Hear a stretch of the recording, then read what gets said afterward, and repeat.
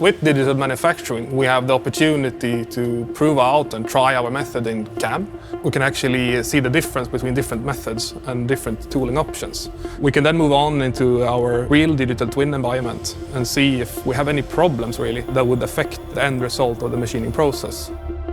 We use simulation to choose the best tool paths, the best suited tools for our manufacturing process. We have been able to do approximate 1,000 iterations in testing and optimization. You can just imagine what kind of time it would have been spent down in the machine doing similar thing. We have also produced a statue to a level of tolerance that is close to what you would find in a tool or in a jet engine. Maybe not needed in this case, but we treat it as a showcase of our engineering competence.